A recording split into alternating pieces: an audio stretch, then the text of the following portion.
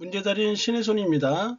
직업상담사 2급 2018년 제2회 직업상담화 해설 강의 시작합니다. 1번 다음에 대해 가장 수준이 높은 공감적 이해와 관련된 반응은 이렇게 했는데 공감적 이해의 수준은 1수준에서 5수준까지 있어요. 그래서 시험 문제에 가장 수준이 높은 나머지는 좀 비교하기가 좀 애매하다 보니까 5수준이 많이 나오는데 우리 집은 왜 이렇게 시끄러운지 모르겠다. 집에서 영 공부할 마음이 없다. 이렇게 했을 때 부모님 입장에서 보기 4번처럼 공부하기 싫으니까 핑계도 많구나 라는 거는 전혀 호응을 안 해주고 있죠. 이런 거를 1수준이라고 얘기해요. 두 번째 1번에 시끄러도 좀 참고 하지 그러니 라는 거는 어느 정도 외면적 표현에 대해서는 공감을 하는데 내면적인 감정에 대해서는 결코 호응하는 게 없으니까 이 수준이라고 보면 되고, 지금 3번 같은 경우는 어느 정도는 그래도 의사교류가 되고 있죠. 요거 3수준이에요. 그리고 보기 3번에 식구들이 좀 더 조용히 해주면 공부를 더 잘할 수 있을 것 같단 말이지 라는 거는 외면적 표현과 내면적 감정에 대한 이해가 되고 있기 때문에 보기 3번이 5수준으로서 가장 높은 수준이고, 참고로 4수준은 네가 공부할 때는 식구들이 좀 조용히 해주었으면 좋겠단 말이지 라는 정도. 그래서 정답 3번이요. 2번에 다음 중 형태주의 상담 기법과 가장 거리가 먼 것 했는데, 형태주의 상담 기법 하면 우리 했었어요. 과장하기, 감정에 머무르기, 그리고 반대로 하기, 역할 연기, 자기 부분들과의 대화, 빈 의자 기법, 대화 실험, 숙제, 직면, 꿈작업 해서 과감 반역자 빈대 숙지꿈 했단 말이죠. 과장하기, 감정에 머무르기, 반대로 하기, 역할 연기, 자기 부분들과의 대화, 빈의자 기법, 대화 실험, 숙제, 직면, 꿈작업 이렇게 했는데, 이 형태주의 상담 기법 중에서 요것만 딱 알면 일단 답은 쉽게 나오죠. 4번으로 이렇게. 중요한 거는 2차 주관식의 형태주의 상담 기법의 주요 기법 세 가지를 쓰고 설명하시오 했는데, 지금 보기 1번에 꿈작업, 빈의자 기법, 과장하기 나와 있기 때문에 앞으로 2차 답안지 3개 쓸 때 이거 위주로 갈 거예요. 꿈작업은 뭐냐면 꿈을 현실로 재현하도록 하여 꿈의 각 부분들과 동일시 해보도록 한다. 꿈을 현실로 재현하도록 하여 꿈의 각 부분들과 동일시 해보도록 한다. 이게 꿈작업이에요. 빈의자 기법은 특정 인물이 빈 의자에 앉아있다고 상상하도록 하여 그에게 하고 싶은 말과 행동을 하도록 유도한다. 특정 인물이 빈 의자에 앉아있다고 상상하도록 하여 그에게 하고 싶은 말과 행동을 하도록 유도한다. 쉽죠? 말 그대로예요. 과장하기는 내담자의 감정 자극을 돕기 위해 특정 행동이나 언어를 과장하여 표현하게 한다.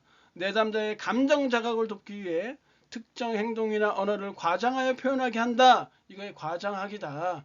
그래서 앞으로 2차 답안지 요 3개 꿈작업, 빈의자 기법, 과장하기, 꿈빈과를 잘 숙지하시기 바랍니다. 3번 정신분석 상담에서 프로이드가 제시한 불안의 유형 했는데, 프로이드가 제시한 불안의 유형은 현실적 불안, 그리고 신경질적 불안, 그리고 도덕적 불안 3개예요. 현신도라고 해요.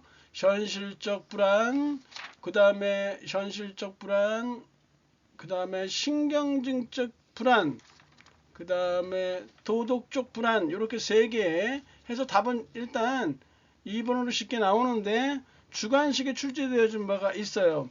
현실적 불안이라는 것은 외부 세계에서의 실제적 위협을 지각함으로써 발생한다. 외부 세계에서 실제적 위협을 지각함으로써 발생한다. 당연하겠죠. 현실적 불안이겠죠. 신경질적 불안은 자아가 원초아를 통제하지 못함으로써 발생한다. 자아가 원초아를 통제하지 못함으로써 발생한다.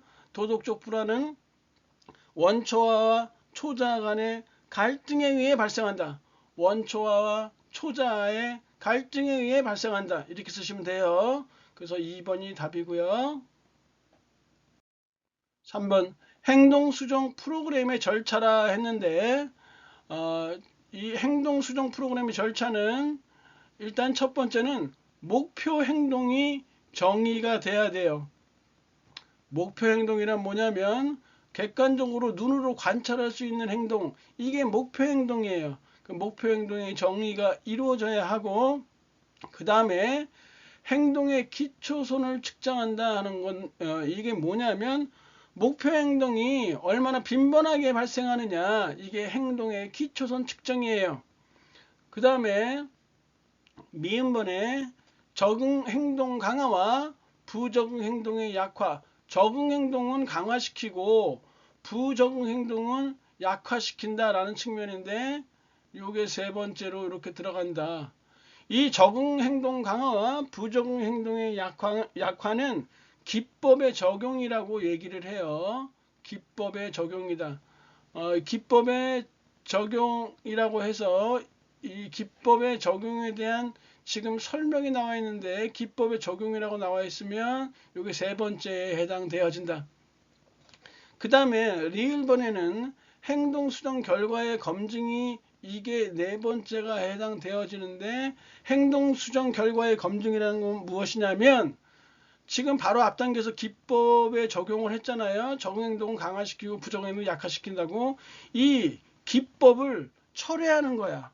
기법 철회를 통해서 반전을 가함으로써 검증할 수 있다. 이게 행동수정 결과의 검증이다. 그 다음에 행동의 일반화, 이렇게 가는 거예요. 목표 행동의 정의, 눈으로 관찰할 수 있는 행동을 정의하고, 그리고 목표 행동이 얼마나 빈번하게 일어나고 있는지 행동의 기초선을 측정하고, 세 번째는 기법을 적용시켜서 적응 행동 강화와 부적응 행동 약화를 해보는 거고, 그 다음에 이런 기법을 처리함으로써 검증할 수 있는 거고, 그 다음에 행동의 일반화. 그래서 정답 1번이 좀 어려운 문제예요. 5번 특성 요인 이론에 관한 설명으로 틀린 거, 옳은 거 이렇게 했는데, 지금 딱 보시면 2번이 답이죠. 클라인과 바이너의 가설이에요. 개인은 신뢰할 만하고 타당하게 측정될 수 있는 고유한 특성의 집합이다. 신뢰할 만하고 타당하게 측정할 수 있다 라고 했었어요. 보기 1번에 6가지 유형, 이건 홀랜드죠. 홀랜드고, 그리고 3번은 성취 동기 이론이에요. 성취 동기 이론이다. 개인은 이를 통해 개인적 욕구를 성취하도록 동기화되어 있다. 성취 동기 이론이고, 맥클린랜드가 주장했던 내용이에요. 보기 4번에 직업적 선택은 개인의 발달적 특성이라고 했는데, 이 발달적 특성에 대해서는 수퍼 있었죠. 그리고 긴즈버그 환자면 있었고요. 그리고 타이드만과 오하라도 여기 해당하는 사람이고, 그리고 고트 프레드슨도 발달적 학자의 대표적인 사람들이었죠. 6번에 6개 생각하는 모자, Six Thinking Hats 기법에서 사용하는 모자 색깔이 아닌 것은, 얘는 흑색, 그리고 백색,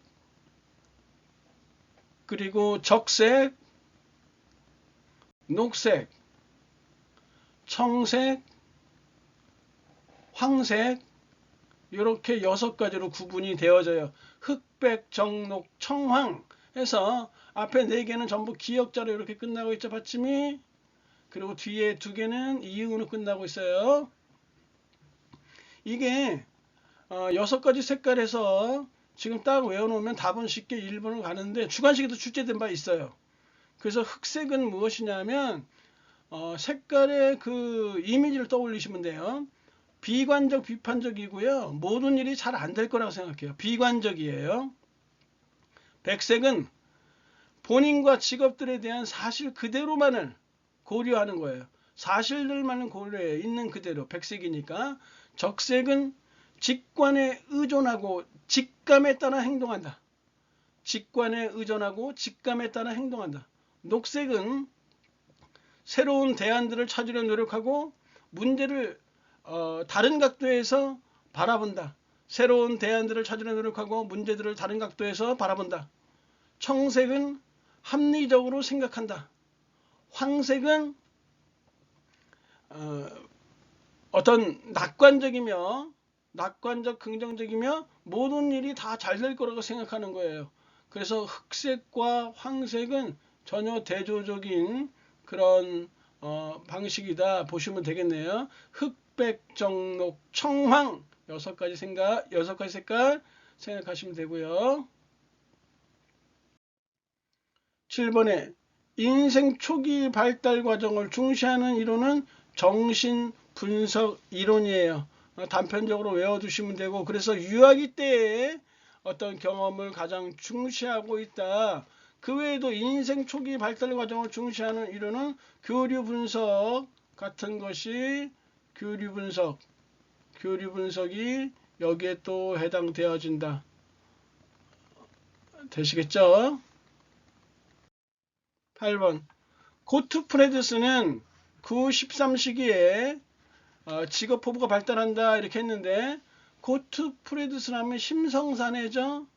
심과 크기 지향성, 성 역할 지향성, 사회적 가치 지향성, 내적 고유한 자아 지향성. 심과 크기 지향이 3세에서 5세 나이별로도 이렇게 나오니까 얘는 나이도 알아두셔야 돼요. 성 역할 지향성은 6세에서 8세, 사회적 가치 지향성은 9세에서 13세, 그리고 고유한 자아 지향성, 내적 고유한 자아 지향성은 14세 이후에 이렇게 발달한다고 본다. 중간식에도 나왔기 때문에 심과 크기 지향성은 사고 과정이 구체화되며 어른이 된다는 것의 의미를 알게 된다. 여러 차례 했었어요. 사고 과정이 구체화되며 어른이 된다는 것의 의미를 알게 된다. 성 역할 지향성은 자아 개념이 성의 발달에 의해서 영향을 받게 된다. 자아 개념이 성의 발달에 의해서 영향을 받게 된다. 사회적 가치 지향성은 사회 계층과 사회 질서에 대한 개념이 발달하기 시작하면서 상황 속 자기를 인식하기에 이른다. 다시 한번, 사회 계층과 사회 질서에 대한 개념이 발달하기 시작하면서 상황 속 자기를 인식하기에 이른다. 고유한 자아 지향성은 자아 성찰과 사회 계층의 맥락에서 직업적 포부가 더욱 발달하게 된다. 자아 성찰과 사회 계층의 맥락에서 직업적 포부가 더욱 발달하게 된다.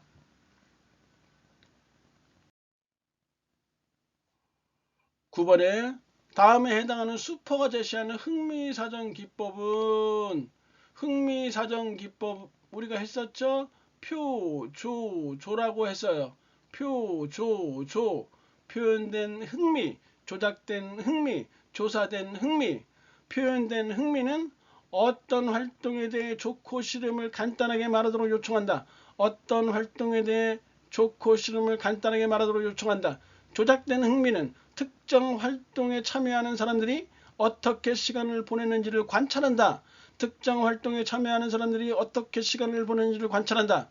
조사된 흥미는 다양한 활동에 대해 좋고 싫음을 묻는 표준화된 검사를 완성한다.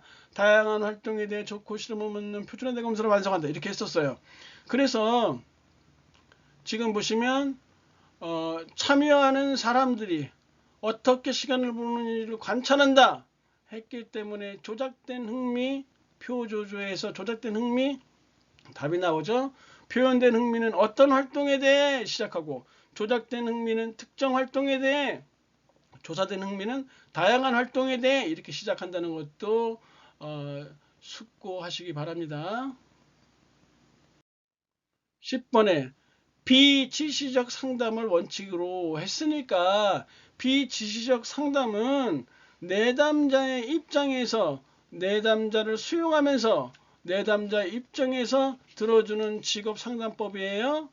그래서 비지시적 상담은 내담자 중심 직업상담이다. 대표적으로 이렇게 나올 수 있고, 대표적인 학자가 로저스를 들 수 있죠. 로저스요. 이렇게 11번 효과적인 적극적 경청을 위한 지침과 가장 거리가 먼 것 했는데, 적극적 경청을 위해서는 1번에 내담자의 음조를 경청한다. 그 다음에 가장 중요한 게 하나 빠졌는데, 내담자에 대해 수용의 태도를 취한다가 있어야 돼요. 수용의 태도를 취한다. 내담자 위주로 들어주는 것이니까 내담자의 말에 대한 수용적 태도를 취한다. 이것도 있어야 되고, 음조 경청한다. 좋아요. 내담자 표현의 불일치를 인식한다. 이거 좋고요. 내담자가 보이는 일반화 빠뜨린 내용 왜곡을 경청한다. 이것도 다 좋은 거예요.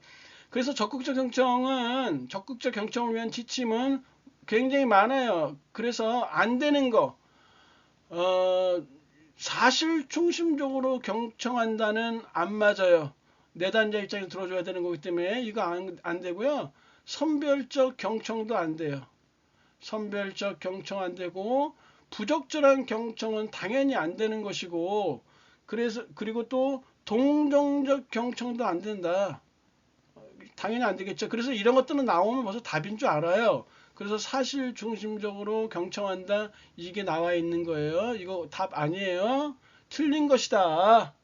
이건 틀린 것이다 라고 생각하시면 되겠네요. 12번 진로시간 전망 검사 중 코틀이 제시한 원형 검사에서 원의 크기가 나타내는 것은 했는데, 원의 크기가 나타내는 것은 시간 차원에 대한 상대적 친밀감이에요. 원 3개를 이렇게 그려보라고 하죠. 이렇게 그려보라고 했을 때 이렇게 그냥 떨어뜨려서 그리는 사람도 있을 것이고, 아니면 이렇게 부분적으로 겹치게 그리는 사람도 있을 거예요. 이렇게 그리는 사람도 여러 가지 있겠죠. 이 원은 바로 과거, 현재, 미래를 나타내요. 원 자체가. 그리고 방향성, 변별성, 통합성은 시간 전망 검사지의 개입 측면을 얘기하는 것이죠. 개입 측면의 3가지 상황, 개입 측면의 3가지 국면, 방향성, 변별성, 통합성이고, 시간 차원의 연결 구조는 이건 원의 배치를 통해서 알 수 있어요. 아까 제가 그림에 그렸던 것처럼 서로 분리되어 있는 거, 부분적으로 겹치는 거, 아니면 경계선에 이렇게 접하도록 그리는 거, 이렇게 또 하나는 완전히 이렇게 통합되어 있는 거, 여러 형태가 있겠죠. 이 원의 배치가 시간 차원의 연결 구조를 나타낸다. 13번 스나이더는 내담자의 변명을 종류별로 구분하였는데, 스나이더의 변명은 첫 번째가 책임 회피하기예요. 책임을 회피하는 거, 책임 회피.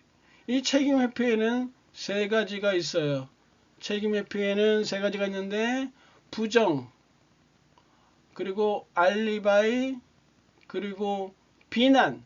부정, 알리바이, 비난이 책임 회피하기다. 두 번째가 무엇이냐면 결과를 조작하는 거야. 결과 조작하기. 결과 조작하기는 말편에서 알 수 있다시피 축소, 결과를 축소시키는 거죠.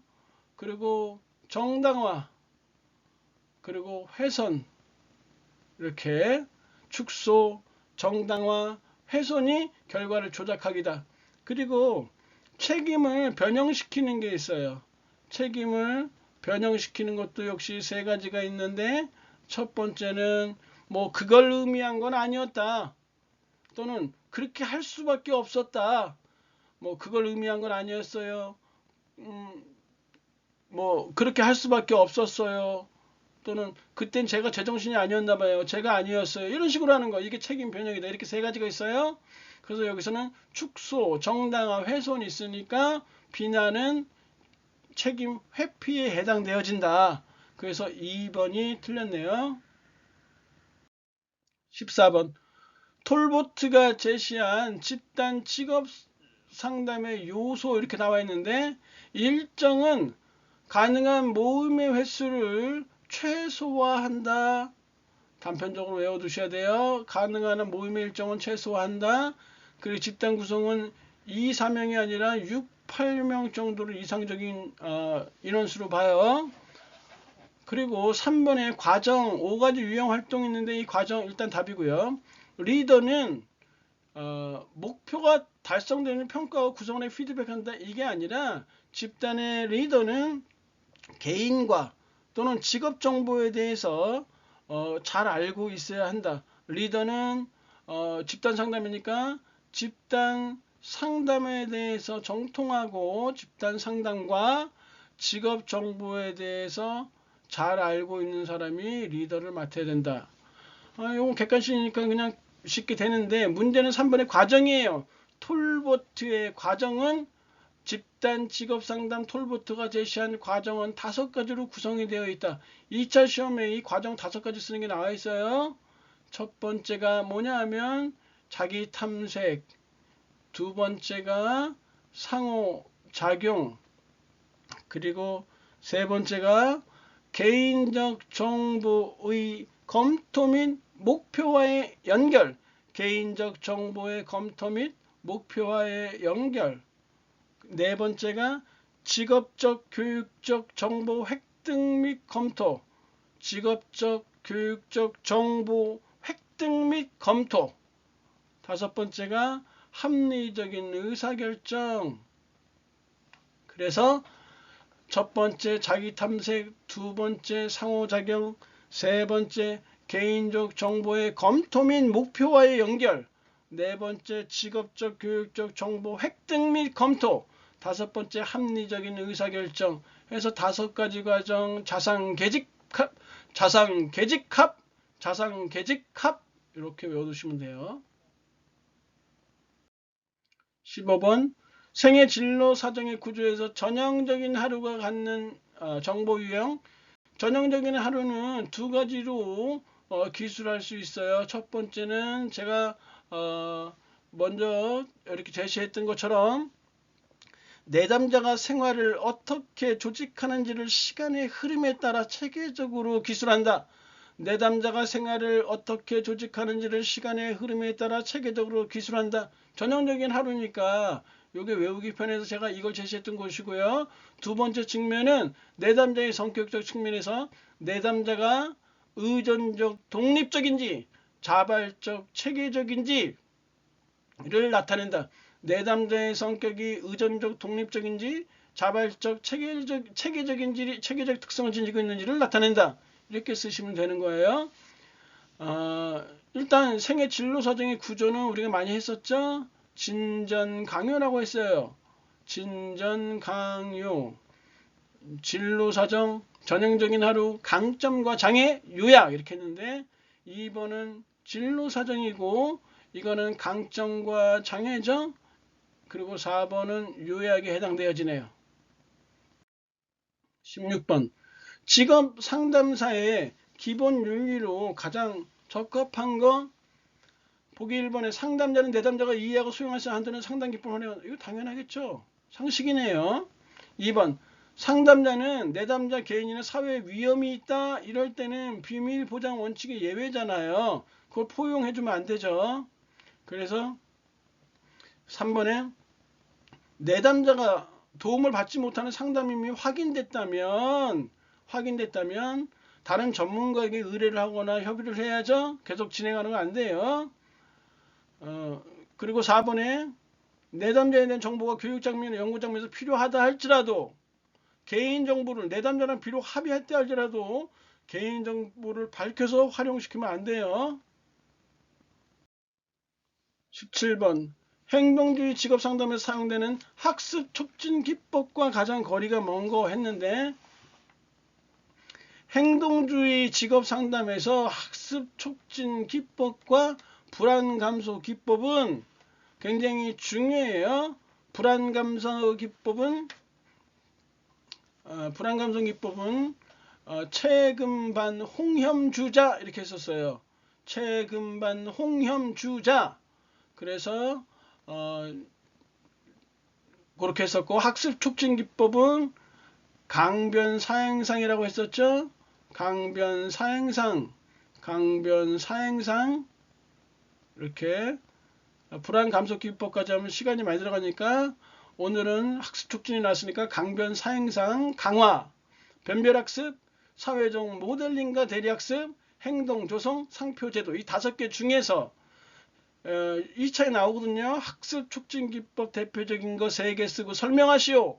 여기 나와 있는 강화라든지 사회적 모델링과 대리학습, 변별학습 요 3개가 나와 있으니까 이 3개를 갖고 앞으로 2차 답안지를 써 내려갈 거예요. 강화는 무엇이냐면 내담자의 행동에 대해 긍정적 반응이나 부정적 반응을 보임으로써 바람직한 행동을 강화시킨다. 내담자의 행동에 대해 긍정적 반응과 부정적 반응을 보임으로써 바람직한 행동을 강화시킨다. 이렇게 쓰시면 돼요. 변별학습은 검사 도구들을 사용하여 자신의 능력과 태도 등을 변별하고 비교해 보도록 한다. 검사 도구들을 사용하여 자신의 능력과 태도 등을 변별하고 비교해 보도록 한다. 이게 변별학습이에요. 사회적 모델링과 대리학습은 타인의 행동에 대한 관찰 및 모방에 의한 학습을 하도록 한다.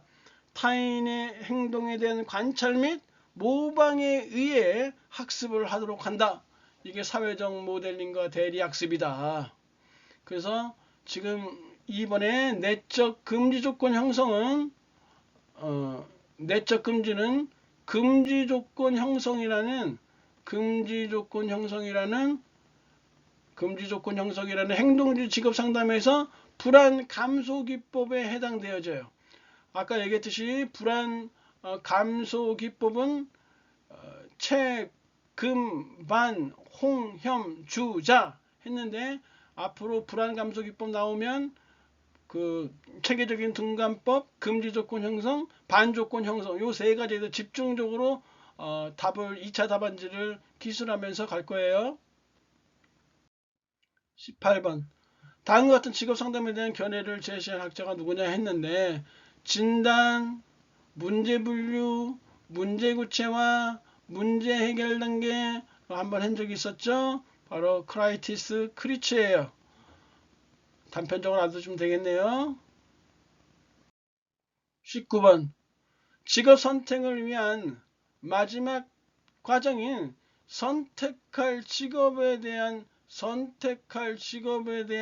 평가 과정 중에서 요스트가 제시한 방법이 아닌 것은 이렇게 했는데 요스트 나오면 일단 5가지가 있어요. 원하는 성과 연습, 그리고 찬반 연습, 대차 대조표 연습, 확률 추정 연습, 마지막이 미래를 내다보는 연습. 원하는 성과 연습, 찬반 연습, 대차 대조표 연습, 확률 추정 연습, 미래를 내다보는 연습, 원찬 대황미 이렇게 알아두시고 지금 4번은 없어요. 아직 주관식이 출제된 바는 없지만 주관식에도 충분히 나올 수 있는 문제이기 때문에 2차 답안지를 기술하는 연습을 해주셔야 되겠는데 다음에 기회가 되면 정리해 볼수록 할게요.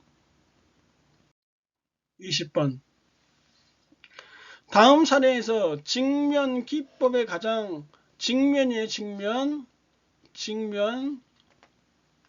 내담자가 인정하기를 거부하는 거에 대해서 마주치게 하는 기법이다 이렇게 직면했었죠. 내용을 읽어보면 집단 모임에서 여러 명의 집단원들로부터 부정적인 피드백을 받았어. 이렇게 그 느낌을 묻지 아무렇지도 않다고 하지만 그의 얼굴이 몹시 굳어있대요. 당연하겠죠. 몹시 굳어있을 때 지도자가 이를 직면하고자 한다. 맞닥뜨리게 하는 거예요. 한마디로 다이렉트로 물어보는 것이죠. 이런 경우에는 4번이 답이에요. 모모씨는 아무렇지 않다고 말하지만 지금 얼굴이 아주 굳어있고 목소리가 떨리는군요. 내적으로 지금 어떤 불편한 감정이 있는 것 같은데 모모씨의 반응이 궁금해. 이렇게 직접 맞닥뜨리게 하는 것이죠. 그래서 정답 4번 정답이고요. 강의 진행 고생하셨고요. 다음 시간에 뵙겠습니다. 감사합니다.